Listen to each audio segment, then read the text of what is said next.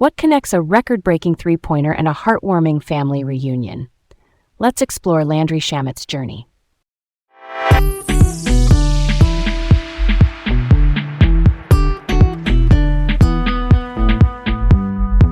Hey, it's Garrett, feeling curious and ready to dive into today's topic. And I'm Leah, excited to explore this story with you. Welcome to Laid Back Learning with Leah and Garrett. Today, we're diving into the fascinating life and career of Landry Shamet. I remember watching Shamet's game-winning three against the Warriors in 2019, Game 2. The Clippers were down big, like a historic 31-point comeback, when he flared to the corner, relocated just enough, and drilled it. That moment kind of froze time for me. It wasn't just mechanics or a quick release. It was reading space and having the courage to step into it. I thought about how we all get those little windows in life, brief openings to try something bold, and if you hesitate, it's gone. He did not hesitate, and honestly, that changed how I see movement shooters. They're like puzzle solvers in motion, finding edges in chaos. That shot is still one for the memory bank. Let's set the scene. Landry Shamet is an American professional basketball player, a guard who toggles between shooting guard and point guard depending on the lineup. He's known for off-ball movement, which means he's constantly cutting, sprinting off screens, and relocating to open spaces, and for floor spacing. The idea that your shooting threat pulls defenders away from the paint so teammates can drive. He's played for the 76ers, Clippers, Nets, Suns, Wizards, and Knicks, and has made a career out of that quick trigger. Through the 2025-26 season, he has hit 38.6% from three across 449 regular season games. That is elite. Most coaches will build actions just to leverage that gravity. Yeah, and the way teams use him is super consistent. He works in dribble handoffs, a simple two-man exchange where a big hands the ball to a guard on the move, and in pin downs, which are screens set away from the ball to free a shooter curling up toward the wing. Defensively, he usually takes backcourt assignments so the team can keep smaller, spacing-heavy lineups on the floor. You see him next to high-usage creators, stars who have the ball a lot, and his job is to be instantly ready, come off a screen, set his feet, and let it fly. It sounds straightforward, but timing and footwork are everything, and he has them down. Early days thread. He was born in Kansas City, Missouri, and raised primarily by his mother, Landry Shamet, who was a volleyball player at Boise State. That athletic background shows up in how he credits her for his work ethic. There was real adversity, too. A family bankruptcy in middle school after a mortgage jump forced them out of their apartment, and he has talked about how that period anchored his persistence and humility. He started playing basketball at age 2, which is wild, but helps explain the muscle memory in his footwork off screens. He's biracial, and that identity shapes how he's framed in profiles. He did not know about his father until he was a teenager, and his uncle Tyler became a big stabilizing force.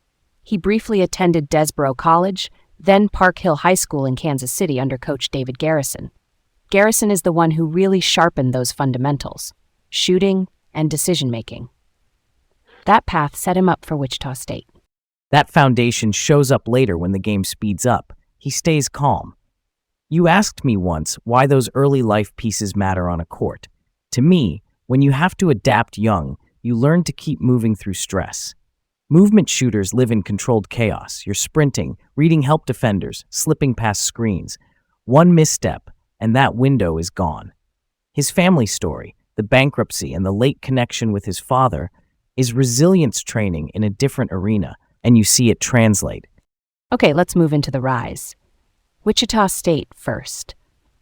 He redshirted after just 3 games as a true freshman because of a foot injury. Redshirting means you sit the year to preserve eligibility while you recover. In January 2017, during his redshirt freshman season, he shifted into being the point guard with more on-ball responsibility and more pick-and-roll reads. He blossomed, earning Missouri Valley Conference Freshman of the Year and first-team All-Conference honors. Then he had surgery after that season to repair a stress fracture and came back even sharper.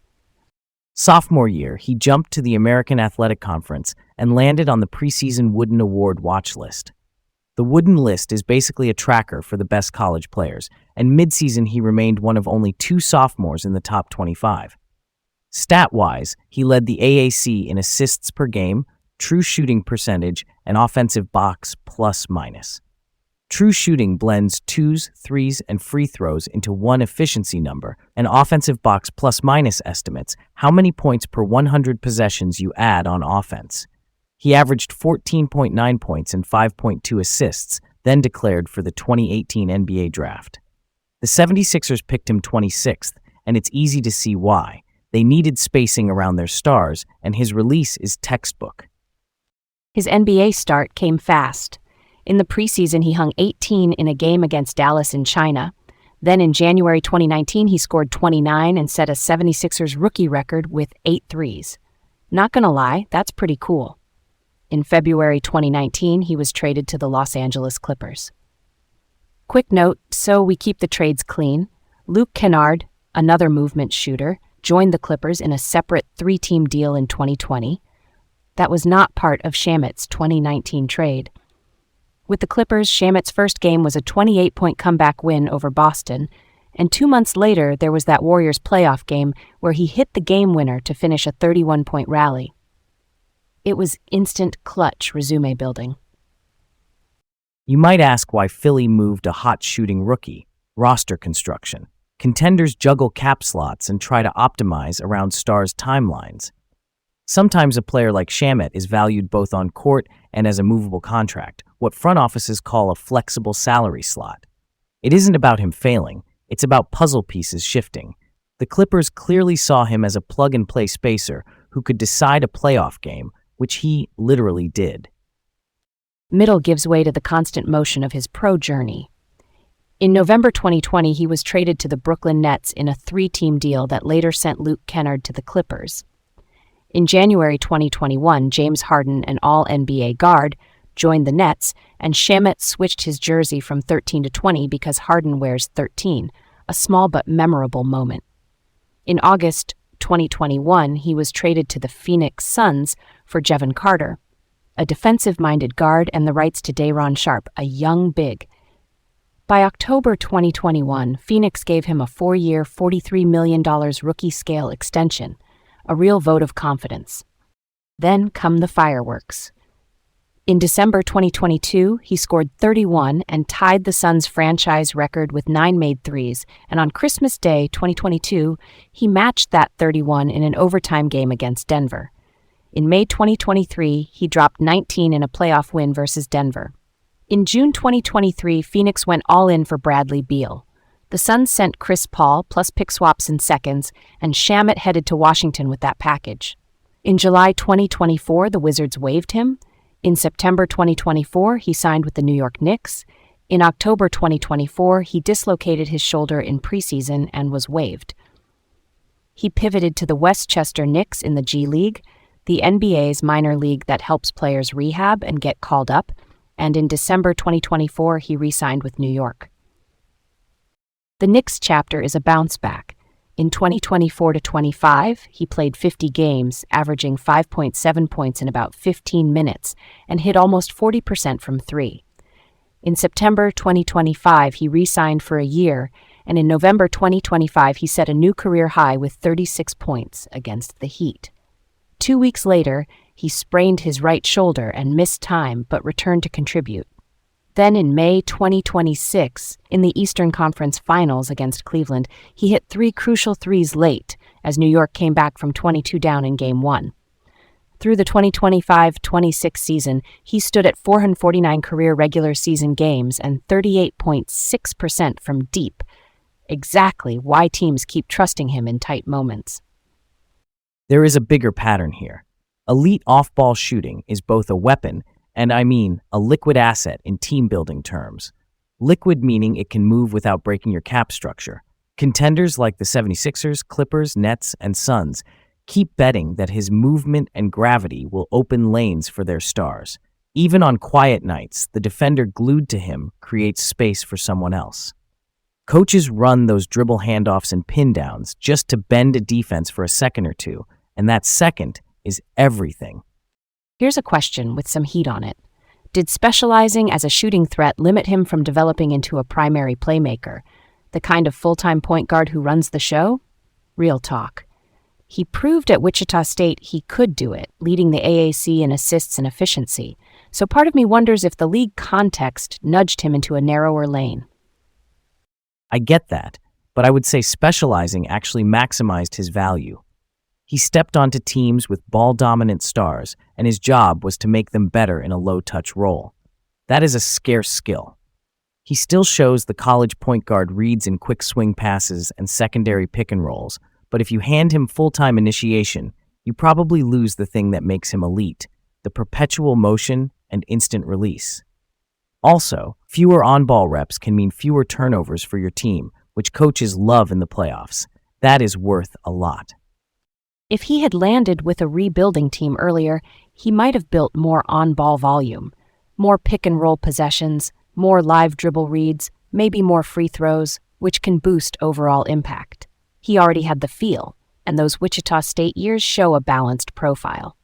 Also, early injuries and then the shoulder stuff later cut into rhythm, so it's fair to ask what added reps might have unlocked over time.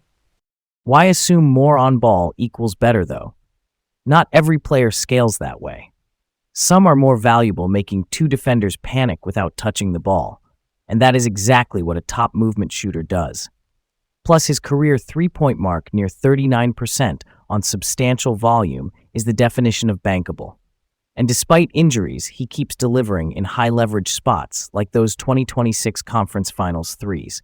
That suggests he is in the right lane. That is fair, and I like that he still shows pocket skills when needed. Maybe the better framing is that he had a broader toolkit, but teams valued his sharpest tool most, the jumper. We've got layers here. It's not either or. It's role fit, timing, and health coming together. On the pop culture side, his resume pops. The 2019 game winner in that 31-point playoff comeback is one of those clips that runs every spring. The 2022 Christmas Day 31 piece is a national stage moment, and the 2026 Eastern Conference Finals threes are instant MSG lore. Those snapshots build a public image.